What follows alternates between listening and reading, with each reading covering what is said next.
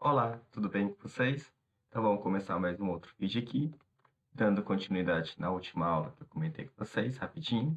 Eu falei para vocês na última aula que função nada mais é do que dado dois conjuntos. Eu falei para vocês que conjuntos nada mais é do que uma coleção de objetos, onde os objetos que estão aqui, eles vão se comunicar ou se relacionar com os elementos desse outro conjunto, correto até aqui? Eu comentei com vocês que aonde aparece a função vai ser exatamente nessas linhas. Aqui que está a função, é onde acontece essa comunicação aqui, certinho até aqui. O que vai ser uma nomenclatura que geralmente a gente aplica nas aulas de matemática ou que o professor de vocês comenta? Uma primeira ideia é a simbologia, por exemplo. Nessa função, a gente chamou de f. A gente pode chamar da letra que a gente quiser. Então, por exemplo, se eu falo que esse conjunto aqui, que ele parte daqui e vem para cá, eu chamo esse conjunto aqui de A. Eu chamo esse conjunto aqui de B. Então, como que a gente pode colocar isso aqui de forma matemática? A gente pode falar que isso aqui é um f. Por que f? F é a letra dessa função. Aonde f ele parte o quê? De um conjunto A até um conjunto B, certinho até aqui? Ou seja, f de A até B. Ó, professor, é só isso. Por exemplo, eu tenho um conjunto, por exemplo, onde eu chamo isso aqui de G.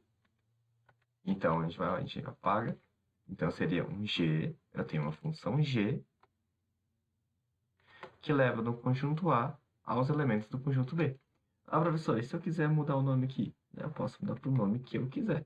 Então, por exemplo, aqui eu posso ser um conjunto X que vai para y. Ou seja, eu tenho, então, uma função g, onde ele faz o quê? Os elementos de x indo para os elementos de y.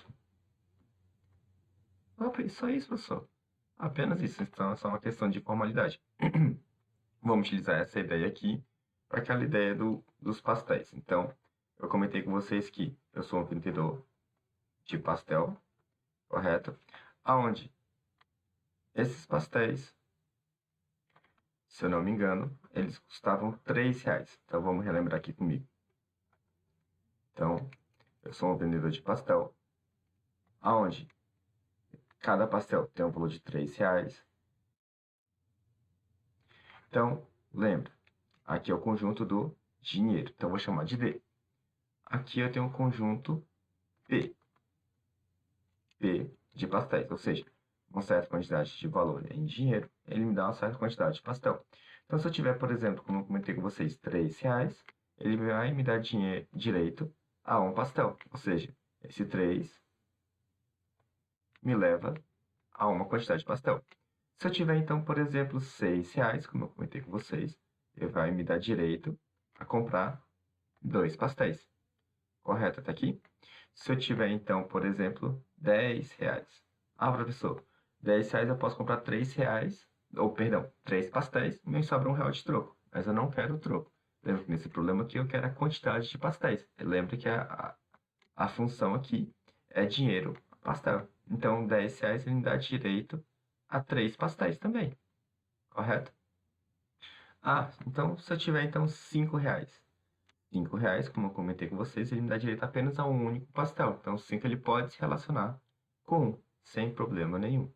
Correto até aqui? Então, como que a gente pode colocar essa nomenclatura aqui de uma forma mais específica, de uma forma mais matemática? Chama essa função aqui de uma função qualquer, não vamos se ater a cálculos, tá? Pode ser uma função f? Pode. O que ele está fazendo para a gente? Então, eu tenho uma função f que faz o quê? Ele leva os elementos do conjunto D, até os elementos do conjunto P, onde D é dinheiro e P é pastel. Ou seja, isso aqui nada mais é do que a forma matemática de escrever essa situaçãozinha aqui, ó, que a gente está trabalhando. Sacaram essa ideia? Professor, mas eu não quero função f, não. Eu quero a função t. Pode ser também. Tem uma função t, que leva os elementos de d até p. A única ideia é que geralmente a gente coloca, como é conjunto, a gente coloca isso aqui, essas letras em maiúsculo. Sacaram essa ideia? Dúvidas até aqui? Então, Com relação a nomenclaturas, é isso.